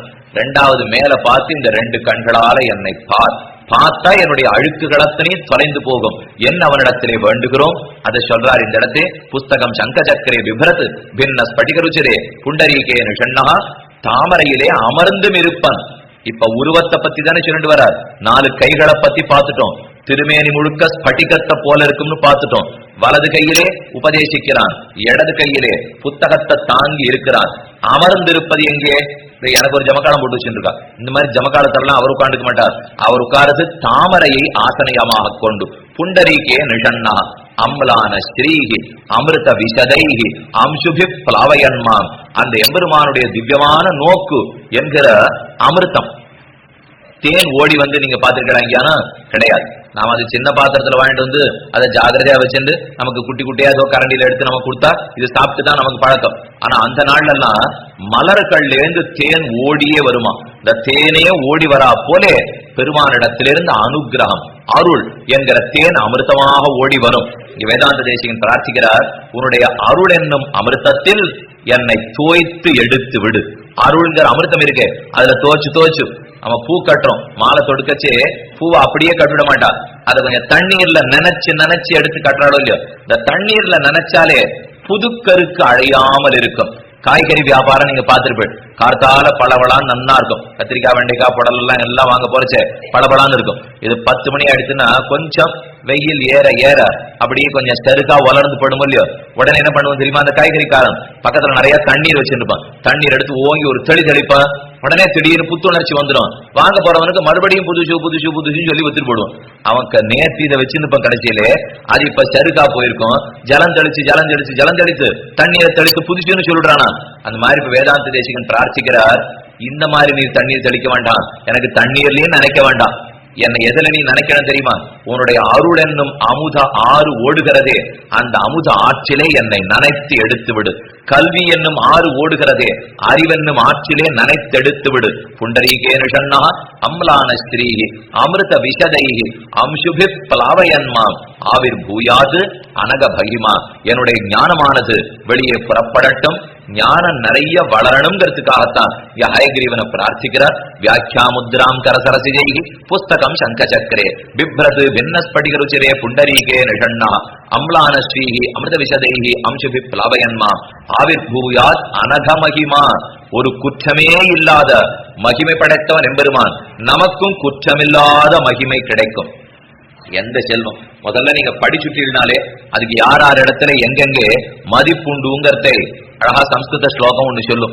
யாருக்கு எந்த இடத்துல ஸ்வதேசே பூஜ்யதே ராஜா, வித்வான் சர்வத்திர பூஜ்யத்தேன்னு சொல்லுவார்கள். ஒரு பணக்காரன் இருக்கான்னா அவனுடைய கிராமத்து வரைக்கும், இப்ப திருப்பூர்ல ஒரு பணக்காரன்னு சொல்லிட்டா நிறைய பேர் பணக்காரர் இருப்பா, தெருக்கு தெரு ஒரு பணக்காரர் இருக்கத்தான் போறான். அதனால ரொம்ப இல்லை, அவன் தெரு வரைக்கும் அவனுக்கு மதிப்பு இருக்கும். அடுத்தது ஒரு நாட்டுக்கு அரசன்னு சொன்னா அவன் நாடு வரைக்கும் அவனை கொண்டாடும். பக்கத்து நாட்டுல போனா போறது விருந்தாளின்னு சொல்லி சாப்பாடு போட்டு அனுப்பிச்சு வச்சிருவா. அதுக்கு மேல அவர் யாரும் கொண்டாடவே மாட்டான். அதே ஒரு படித்த பெரும் படிப்பாளி, நல்ல அறிஞன், ஞானி, வித்வான், அந்த வித்வான் எந்த ஊருக்கு போனாலும் அவருக்கு கொண்டாட்டம் தான். ஸ்வதேசே பூஜ்யதே ராஜா வித்வான் சர்வத்திர பூஜ்யதே. தம் ஊரோட ராஜாவுக்கு மதிப்பு சரி, ஆனா கல்விக்கு ராஜாவா இருந்தா எந்த ஊருக்கு போனாலும் மதிப்பு கிடைக்கிறது இல்லையோ. அதனாலதான் கல்விக்கு முக்கியத்துவத்தை பெரியோர்கள் கொடுத்தார்கள். பிச்சை புகினும் கற்கை நன்றேன்னு சொல்றமே, பிச்சை புகினும்னா உடனே நாம நினைச்சுப்போம் கற்கை நன்றே கற்கை நன்றே, பிச்சை புகினும் கற்கை நன்றே, போய் பிச்சை எடுத்தாலும் சரி கற்பது நன்று அப்படின்னு வள்ளுவ பெருந்தகை திருக்குறள்ல சொல்லியிருக்கார். இந்த பாட்டு உங்களுக்கு சொல்லி கொடுத்திருப்பா, திருக்குறள் பாட்டு. கற்கை நன்னே கற்கை நன்றே பிச்சை புகினும் கற்கை நன்றேங்கிறத பெரியவர்கள் சொல்லிட்டு இருக்கா. கற்க கஷடர கற்றபின் நிற்க அதற்கு தகான்னு சொல்றோம். கஷடர கற்க, தவறே இல்லாமல் கற்க வேண்டும். அது மட்டும் இல்லை, கற்ற பிற்பாடு கற்றபடி நடக்கவும் வேண்டும். அதுதான் திருக்குறளை பத்தி இப்ப சொல்ல வந்தேன். கற்க கஷடர கற்றவை கற்றபின் நிற்க அதற்கு தக. இந்த பிச்சை எடுத்தாலும் கல்வி கற்கணும்னு சொன்னாரே, யார்கிட்டயோ பிச்சை எடுக்கலன்னு அவர் சொல்லவே இல்லை வள்ளுவர். அவர் திருவள்ளுவர் பிச்சை எடுக்கணும்னு சொன்னது யாரு தெரியுமா? ஹயக்ரீவ பெருமானிடத்து. ஏன்னா அவங்கிட்ட பிச்சை எடுத்தா தான் கல்வி கிடைக்க போறதே தவிர வாசகர்களோட பிச்சை எடுத்தா காசு தான் கிடைக்கும், கல்வி கண்டிப்பா கிடைக்காது. எத்தனையோ பிச்சைக்காரர்கள்லாம் இருக்கா, அவன் நம்ம கிட்ட பிச்சை எடுப்பா. அந்த மாதிரி பிச்சை எடுன்னா திருவள்ளுவர் சொல்லிட்டு போனார்? கண்டிப்பா சொல்லவே மாட்டார். ஏன்னா அவர் முதல்லயே அகர முதல எழுத்தெல்லாம் ஆதி பகவன் முதற்சே உலகுன்னு சொன்னவர். ஆதி பகவனை பத்தி சொன்னவர் ஊர்ல இருக்கிற பணக்காரங்கிட்ட பிச்சை எடுன்னு கண்டிப்பா அவர் வாயில சொல்லவே மாட்டார். அதனால பிச்சை எடுன்னு சொன்னது அதே ஆதி பகவன் இடத்து. அவங்கிட்ட பிச்சை எடுக்கிறதுக்கு நம்ம வெட்கமே பட வேண்டாம். நம்ம கிட்ட காசு இல்லைன்னு சொன்னா எங்க அப்பா அம்மாவிட்ட போய் நான் தப்பு எனக்கு இது வேணும்னு கேட்கறதுக்கு நம்ம வெட்கப்படுறோமா? இப்ப உங்களுக்கே பள்ளிக்கூடத்துல ஏதாவது ஒரு செலவு இருக்கு, இல்ல இங்க இருந்து சுற்றுலா அழைச்சின்னு போறா, 110 ரூபாய் போட்டு எழுதி போட்டுட்டா. இந்த சுற்றுலா போனோம்னா மூணாம் மனுஷங்கிட்ட போய் கேட்டு 110 ரூபான்னு நமக்கு வெக்கமா இருக்கும், யார்கிட்டையும் நாம போய் கேட்க மாட்டோம். ஆனா நேரம் மத்தியானம் 3:30 மணிக்கு போன உடனே தூக்கி போடுறோம் பைய, நேரம் அம்மாட்ட போவோம். சனிக்கிழமை அன்னைக்கு 110 ரூபா கொடுக்கணுமா அப்படின்னு அவன்கிட்ட போய் சொல்லுவோம். அவகிட்ட இருக்கா இல்லையா இதை பத்தி தான் எனக்கு கவலையே கிடையாது. இப்போ அப்போ பிச்சை தான் எடுக்கிறேன், ஆனா எங்க அம்மா கிட்ட பிச்சை எடுக்கிறத பத்தி நான் கவலையே படலையோ, ஏன்னா எங்க அம்மாவாச்சே. அதனால சொல்றத உரிமையோட நாம கேட்டுருவோம். ஆனா வெளியார் இடத்துல போய் கேளுன்னா அது பிச்சை, எனக்கு வேண்டியவன் இடத்துல கேட்டேன்னா அது உரிமை. அதே போலத்தான் ஹயகிரீவ பெருமானம். யாரிடத்திலேயோ போய் கல்விக்கு காசு ஏந்தினா பிச்சை, ஹயகிரீவனிட கேட்டா அது உரிமை. நாம உரிமையோட அவன் இடத்துல கேட்டோம்னா கொடுத்துட்டு போறான். அதனாலதான் வள்ளுவரும் தெரிவித்தார், பிச்சை புகினும் கற்கை நன்றே. தாராளமா நீங்க பெருமான இடத்திலே கேட்டுக்கொள்ளலாம். அந்த எம்பெருமான பத்தி தான் ஸ்லோகம் கடைசியா என்ன முடிக்கிறது? சங்க சக்கரே விப்ரது விண்ணஸ்படிகருச்சரே புண்டரீகே நிஷண்ணா அம்லான ஸ்ரீர் அமிர்த விஷதை அம்சுபி பிளவயன்மாம் ஆவிர்பூயா தனக மகிமா மானசே வாகதீஷா. வாகதீஷன் வாக்குக்கே அதீஷன். இந்த கலியுகத்திலே யார் நன்னா பேசுறானோ அவன் வார்த்தை தான் எடுபடும். நல்லா ஞாபகம் வச்சுக்கோ. படிப்பு நிறைய படிக்கணும். அதுக்கு இந்த வாய் பேசாத ஒண்ணு தெரியாத பிள்ளையா இருக்கவே இருக்காதீங்க. நன்னா பேசுறதுக்கு தெரிஞ்சுங்கோ. நான் நிறைய படிச்சிருப்பான், ஆனா இது பேசாம இருந்தா இது வீட்டுல ஒரு மாதிரி. சில பசங்கள்லாம் வீட்டுல ஆஹா ஓஹோன்னு குதிக்கும், அங்க படுத்த பாடு தாங்காது. ஆனா பள்ளிக்கூடத்துக்கு வந்ததுன்னா கப் ஒன்னும் வாயே திறக்காது, மூளையோட மூலையா உட்காந்துரும். சில பசங்கள்லாம் வீட்டுல ஒண்ணு வாயே திறக்காது, அங்க போனா பள்ளி முழுக்க அந்த பிள்ளையோட பேர் எல்லாருக்கும் தெரிஞ்சிருக்கும். ரொம்ப நல்லதா நல்ல எல்லாத்திலையும் பங்கெடுத்துட்டு கலை நிகழ்ச்சியிலே நாட்டத்திலே நாடகத்திலே நல்ல பேர் வாங்கிடும். வீட்டுக்கு வந்தா வாயை பொத்தின்னு உட்கார்ந்துடும். அது தேவலை. என்ன வீட்டுல ஆஹா ஓஹோன்னு சுத்திட்டு இது அங்க போனா வாய மொழின்னு உட்கார்ந்தா எல்லா துறைகள்லயும் நம்ம பெருமையை தெரிவிக்கணும்னா கொஞ்சம் நமக்கு பேச்சு வன்மையும் வேணும். அறிவையும் கொடுக்கிறான், ஆனந்தத்தையும் கொடுக்கிறான், எண்ணத்திலே தெளிவையும் கொடுக்கிறான், பேச்சு வன்மையும் கொடுக்கிறான். பேச்சு இருந்தா தான் நமக்கு ஒண்ணு வேணும்னா கூட அதை எடுத்து சொல்ல தெரிந்தா தானே பெரியோர்கள் நமக்கு கொடுப்பார்கள். பேச்சு வன்மையும் கொடுக்கிறான் பெருமான். மானசே வாகதீஷா. மானசே என்னுடைய மனத்திலே அந்த உருவத்தோட கூடின ஹயகிரீவ பெருமான் வந்து இறங்கட்டும். உருவத்தை எல்லாரும் கண்ண மூடின்னு ஒரு நிமிஷம் நினைச்சுக்குங்கோ. எம்பெருமான் கிரீட்டத்தோட, தலையிலே கிரீட்டம், அழகான குதிரை முகம், 4 திருக்கைகள், வலது கையிலே சக்கரம், இடது கையிலே சங்கம், கீழ் 2 கைகளிலே, இடது கையிலே புஸ்தகம், வலது கையிலே வியாக்கியானம் பண்ணுகிற அழகான முத்திரை, நமக்குன்னு உபதேசம் பண்ணுகிற முத்திரை. திருமேனி முழுவதும் பார்த்தால் தெரித்த உடைத்த ஸ்படிகத்தை போன்ற குற்றமே அச்சதான வெளுத்த திருமேனி. திருவடிகள் தாமரையை போன்ற திருவடிகள், கண்கள் தாமரையை ஒத்தவை, வாய் தாமரையை ஒத்தது, கைகளும் தாமரையை ஒத்தது. நம்ம போன்ற குழந்தைகளான சூரியனை பார்த்தால் அந்த தாமரை அலறுகிறது. குழந்தைகள் அவங்கிட்ட வாங்கிக்கிறதுக்கு வரலன்னா தாமரை கூம்பி போகும். அந்த தாமரையை ஒத்த ஹயகிரீவ பெருமானுடைய திருவடி தாமரைகளை கெட்டியாக பிடித்து கொண்டோம் என்னால் கல்வி அத்தனையும் நமக்கு வந்தே தீரும். என்ன இந்த தியானத்தை ஓரொரு நாளும் விடியலில் நான் அந்த எம்பெருமானை நினைத்துக் கொண்டு கல்வியை மேற்கொண்டு கற்கலாம்ங்கிறது முக்கியம். அதனாலே இப்ப குழந்தைகளான நீங்கள் இப்ப கண்ணை திறக்கலாம். ஞாபகத்துக்கு வச்சுக்க வேண்டியது ஞானானந்தமயம் தேவனான நிர்மல ஸ்படிகாகிருதியோட கூடின ஹயகிரீவ பெருமான் திருவடிகளை எப்பொழுதும் நினைத்துக் கொண்டு முயற்சி நம்மது, உதவி அவனது. திரும்ப சொல்றேன், நிறைய நாம படிக்கணும். ஆனா அவர் என்ன உதவி பண்ணுவார் தெரியுமா? படிக்கிறது சீக்கிரம் புரிய ஆரம்பிச்சிடும். அதைத்தான் ஹயகிரீவர் பண்ணுவார். நாம இது ஒரு சில பேருக்கு வழக்கம், நன்னா தான் படிச்சேன், பரீட்சையில போய் உட்காரச்சே எல்லாம் மறந்து படுத்துன்னு. சில பேர் இங்க ஒழுங்கா படிச்சிருக்கவே மாட்டான், அது என்னன்னு தெரியல, அங்க போய் உட்கார சேர்த்தா மறந்தது கூட ஞாபகம் வருதுன்னு. அந்த 2வது தான் ஹயகிரீவ பெருமான வணங்கியிருக்கான்னு அர்த்தம். நிறைய படிச்சிருந்தாலும் அங்க போனா ஞாபகத்துக்கு வரணும் இல்லையோ, அந்த ஞாபகத்தையும் கொடுப்பர். சின்ன வயசுல படிச்சது பெரிய வயசு வரைக்கும் ஞாபகம் இருக்க அனுகிரகத்தை புரிகிறான். குழந்தைகளான உங்களுக்கு ஹயகிரீவ பெருமான பத்தி சொல்ல நேர்ந்தது எனக்கு இன்றைக்கு கிடைத்த பாக்கியம்தான். ஹயகிரீவனுடைய அனுகிரகத்தாலே எல்லோரும் மேன்மேலே நன்றாக படித்து வளர்ந்து குருவனிடத்திலையும் தாய் தந்தையரிடத்திலும் பணிவன்போடே நாட்டு பற்றோடே நமக்குன்னு ஏற்பட்ட பண்பாட்டு கலாச்சார பற்றோடே குழந்தைகள் வளரணும்னு எல்லாம் வல்ல ஹயகிரீவ பெருமான் திருவடிகளிலும் ஆழ்வார் ஆச்சாரியர்களுடைய திருவடிகளிலும் பிரார்த்தித்து வேண்டி பொறுமையா கேட்டிருந்த உங்களுக்கும் பல்லாண்டு பாடி அமைகிறேன்.